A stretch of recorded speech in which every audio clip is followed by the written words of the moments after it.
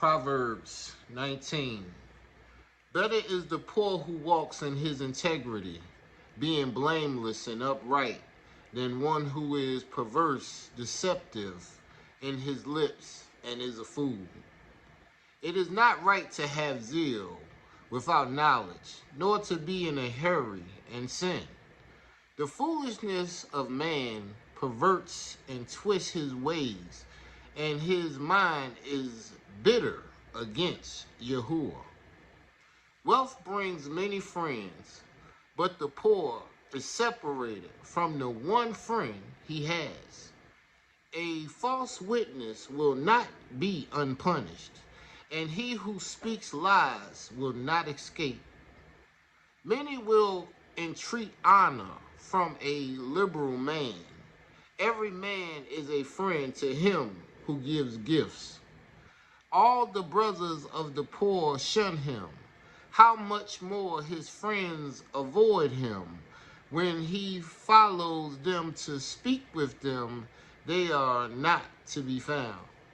He who obtains wisdom loves himself. He who cherishes understanding will find success. A false witness will not be unpunished, for he who speaks lies will perish. Luxury is not fitting for a fool, much less for a servant to rule over princes. The wisdom of man gives him patience. It is his glory when he overlooks a fault. The king's wrath is like a roaring lion, but his honor is like the dew upon the grass. A foolish son is the ruin of his father. The contentions, nagging and complaining of a wife are a consistent dropping. A house and wealth are the inheritance from one's father, but a prudent, discerning, and careful wife is from Yahuwah. The Creator always gives us what we need. Whether he gives us generational wealth that is able to be passed down, or he gives us the union of husband and wife, and we build a life together so we can have the wealth that the Creator wants us to be able to pass down to our future generations. Which one are you considering? Which one has become part of your circumstance? If you have houses and wealth now, chances are you are able to experience generational wealth, where you had an inheritance that was passed down. And if it wasn't an inheritance as far as financial gain directly, at least you were trained mentally so you could go about obtaining the blessings of wealth, health, and abundance for yourself and your family. The key takeaways here is when we look at what he says, and he said, he who obtains wisdom loves himself. He who cherishes understanding will find success.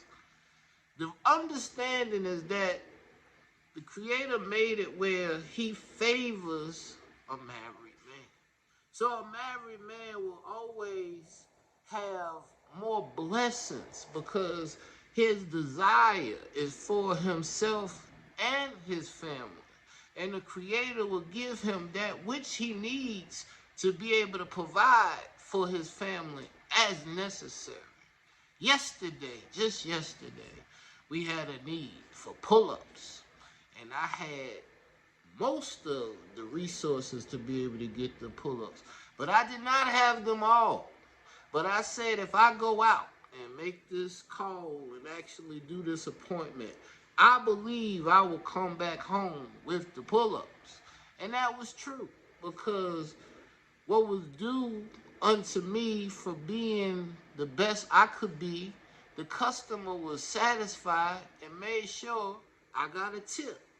So it wasn't a quite double flip, but it was enough for me to be able to go to Sam's and get those pull-ups because I had that in mind. That was my intention. That's what I mentioned to the Creator, and He allowed that to manifest. So that is a man that's blessed when he wants to do right by his family. And I can give you direct, less than 24 hours ago, the Creator did that for me and my family. My little man got a whole box of pull-ups now. They charge $45 for a box of pull-ups. So you have to have wealth nowadays just to sustain. The discretion, wisdom of a man gives him patience. It is his glory when he overlooks a fault. I don't always allow my eyes to define how I feel. Sometimes I see things and people will say, hey, I'm sorry you have to see this. And I say to myself, I ain't see nothing but blessings anyway. Because the Creator gonna give us the lessons we need when we don't get in the way of our own availability to an answer. And we can't find an answer while finding fault. I don't care about your faults. Because the truth is, I got my own faults that I have to deal with. I have my own disbelief that I have to go to the Creator and say, help me in my unbelief. Give me the faith of a mustard seed. I have to ask continuously for the patience. That's what patience is. Asking the Creator to give you the strength to be able to go through the highs and lows. I seen a married couple yesterday, the one that gave me the tip. They had over 50 years of togetherness. And when I was trying to compliment them, the first thing they said was, well, there's a lot of highs and lows when it comes to marriage. And you got to be able to know the Creator will allow you to get through anything. You just have to be able to have the patience and discernment to be wise enough to communicate. A house and wealth are the inheritance from one's father, but a prudent, discerning, and careful wife is from Yahuwah. That's why they call it holy matrimony. Holy and divine when you find somebody that can be part of your life, share and care about you, want to nourish and flourish with you, grow and know your children, have everything in line and in mind so you can build forth an inheritance for them, so you can take care of them responsibly, together, ongoing. Y'all know everything that we have in mind. Y'all know all of the difficulties that we have to go through as human beings. Y'all know because He made us in His likeness. I am grateful that I have love.